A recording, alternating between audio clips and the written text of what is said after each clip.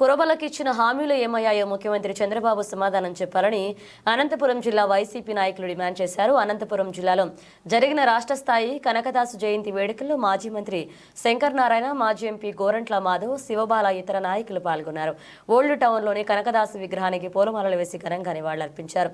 అంతకుముందు మాజీ ఎంపీ గోరంట్ల మాధవ్ ఇంటి వద్ద నుంచి కనకదాసు విగ్రహం వరకు భారీ బైక్ ర్యాలీ చేపట్టారు. రంగులు చల్లుకుంటూ ఒక పండగ వాతావరణంలో వందలాది మంది ఈ కార్యక్రమంలో పాల్గొన్నారు. ఈ సందర్భంగా శంకర్ నారాయణ మాట్లాడుతూ కనకదాసు కేవలం ఒక కవిగా మాత్రమే కాకుండా సమాజంలో రుగ్మతలపై పోరాడిన వ్యక్తి అని కొనియాడారు. ఆ రోజు నేను మంత్రిగా ఉన్న సమయంలో అప్పటి ముఖ్యమంత్రి జగన్మోహన్ రెడ్డిని కలిసి కురబల ఆత్మగౌరవం కోసం కనకదాసు జయంతిని అధికారికంగా నిర్వహించాలని విజ్ఞప్తి చేసినట్లుగా వివరించారు. వెంటనే ఆయన రాష్ట్ర పండుగ నిర్వహించేలాగా జీవో ఇచ్చారని గుర్తు చేశారు. ఈ రోజు ప్రభుత్వం రాష్ట్ర స్థాయి పండుగ నిర్వహిస్తుందంటే అది గత ముఖ్యమంత్రి జగన్మోహన్ రెడ్డి తెచ్చిన జీవో కారణంగానే అన్నారు.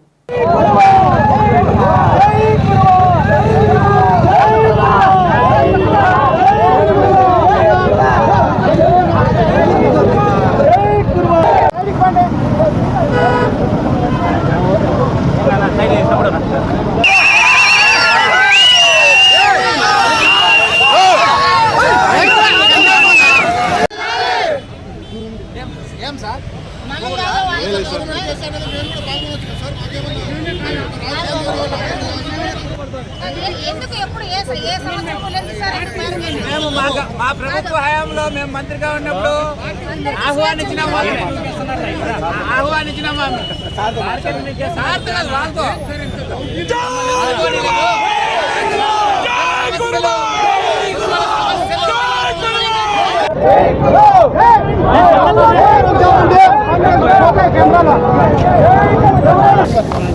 కనకదాస జయంతి సందర్భంగా ఉమ్మడి అనంతపురం జిల్లాలో ఉన్నటువంటి ఎవరైతే కురుబకుల సోదరులు ఉన్నారో వాళ్ళందరూ కూడా అనంతపురం కేంద్రంలో ఉన్నటువంటి భక్త కనకదాస విగ్రహానికి పూలమాలలు వేసి ఘనంగా భక్త కనకదాస గారికి నివాళి అర్పించడం జరిగింది. మరి ఒక వాగ్గేయకారుడిగా, ఒక కవిగా, ఒక దాసుడిగా వెనుకబడిన జాతుల యొక్క చైతన్యం కోసం, వెనుకబడిన నిరక్షరాస్యత కలిగినటువంటి జాతులు ఏవైతే ఉన్నాయో వాళ్ళందరికీ కూడా చైతన్యం తీసుకురావాలని ఆలోచన చేసి తన కీర్తనల ద్వారా, తన పద్యాల ద్వారా ఈ సమాజంలో చైతన్యాన్ని తీసుకొచ్చినటువంటి గొప్ప కవి భక్త కనకదాస.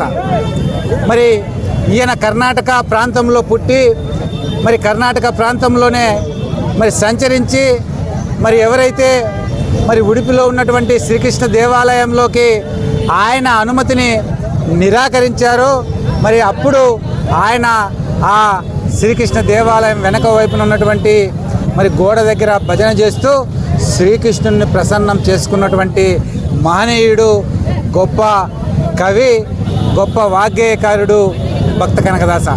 మరి గత 20-30 సంవత్సరాల నుంచి కూడా కర్ణాటక రాష్ట్రం భక్త కనకదాస జయంతిని రాష్ట్ర పండుగగా జరుపుకుంటున్నటువంటి విషయాన్ని కూడా ఈ సందర్భంగా గుర్తు చేస్తున్నాం. మరి అలాగే మరి కర్ణాటక, మరి అనంతరం కర్నూలు, మరి ఈ ప్రాంతం చిత్తూరు జిల్లాల్లో ఎక్కువగా ఉన్నటువంటి కురుబల యొక్క మనోభావాలకు అనుగుణంగా మరి ఈ రాష్ట్రంలో కూడా, ఆంధ్రప్రదేశ్ రాష్ట్రంలో కూడా భక్త కనకదాస జయంతిని రాష్ట్ర పండుగగా నిర్వహించాలని మరి గతంలో ముఖ్యమంత్రిగా ఉన్నటువంటి గౌరవనీయులు వైఎస్ జగన్మోహన్ రెడ్డి గారిని నేను వెనుకబడిన కులాల శాఖ మంత్రిగా ఉన్నప్పుడు, వర్గాల శాఖ మంత్రిగా ఉన్నప్పుడు మరి మా కుల పెద్దలందరితో కలిసి మరి ఆయనకు విన్నవించగా మరి వెంటనే గౌరవ ముఖ్యమంత్రి జగన్మోహన్ రెడ్డి గారు కురుబ కుల సోదరుల అభిమతం ప్రకారం, కురుబ కుల యొక్క వారి యొక్క మనోభావాల ప్రకారం మరి వెంటనే కనకదాస జయంతిని రాష్ట్ర పండుగగా జరుపుకునేదానికి ఆదేశాలు ఇచ్చిన విషయం ఈ సందర్భంగా మనమంతా గుర్తు చేసుకోవాలి.